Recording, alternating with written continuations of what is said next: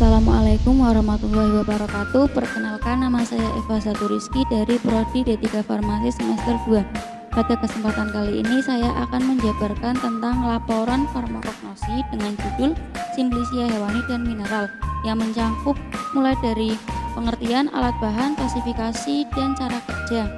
Yang pertama yaitu pengertian Simplicia hewani.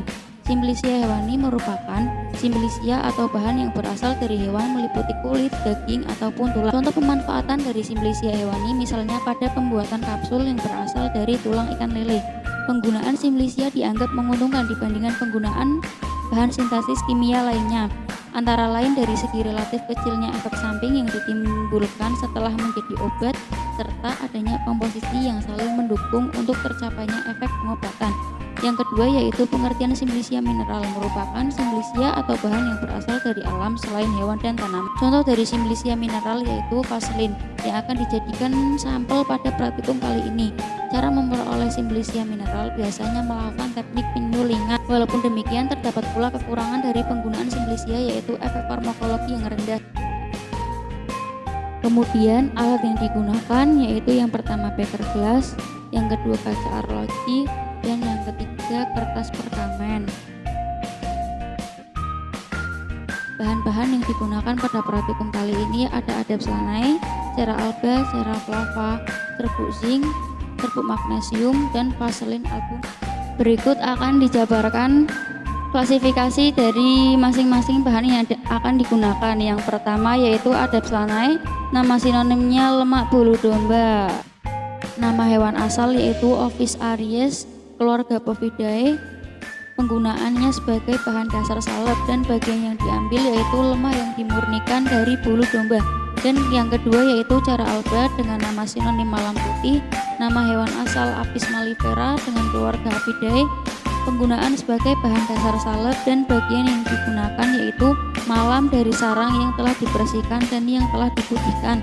Dan yang ketiga yaitu cera flava atau malam kuning dengan nama hewan asal Api mellifera, keluarga Apidae. Penggunaan sebagai bahan dasar salep dan bagian yang digunakan yaitu malam yang telah dibersihkan dari sarang apis. Kemudian yang keempat yaitu serbuk CN atau yang biasa disebut sebagai serbuk zinc atau serbuk seng, berpenampilan abu-abu perak. Penggunaannya sebagai kofaktor pada protein pengatur ekspresi gen dan sebagai enzim penyunting DNA. Diperoleh dari makanan seperti bunci, kacang-kacangan, dan keju. Kemudian yang kelima yaitu serbuk MG atau yang biasa disebut sebagai serbuk magnesium, berpenampilan padatan abu-abu berkilau. Penggunaannya untuk memurnikan pelarut, misalnya pembuatan etanol super kering, atau bisa juga sebagai menjaga kerja jantung, sinyal, dan otot. Diperoleh dari makanan kacang-kacangan, sayuran berdaun hijau, gandum, daging. Kemudian yang terakhir yaitu vaselin album atau yang biasa disebut sebagai vaselin putih, berfungsi sebagai bahan dasar salep atau pencair atau lemak.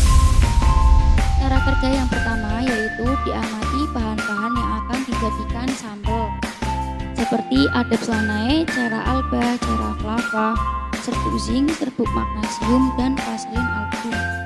Setelah itu, cara kerja yang kedua yaitu digolongkan bahan sesuai dengan jenis simplicianya, seperti vaselin album, serbuk magnesium, serbuk zinc termasuk dalam simplicia mineral, cera alba, cera flava, dan adapslanai termasuk simplicia hewani.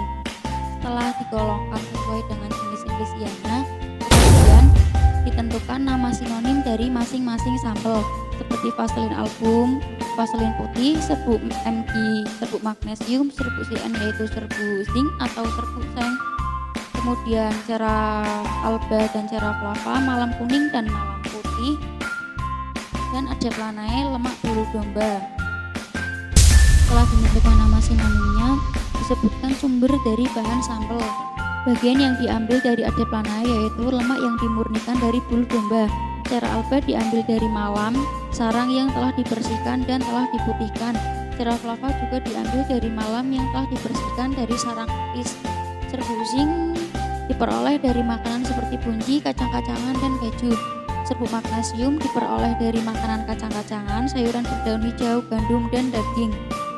Kemudian yang kelima yaitu disebutkan fungsi dari penggunaan masing-masing sampel seperti Serbuk magnesium digunakan untuk menjaga kerja jantung, ginjal, dan otot.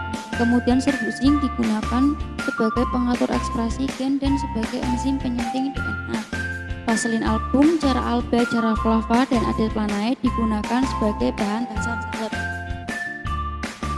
Sekian video kali ini, bila ada kesalahan mohon dimaafkan. Terima kasih. Wassalamualaikum warahmatullahi wabarakatuh.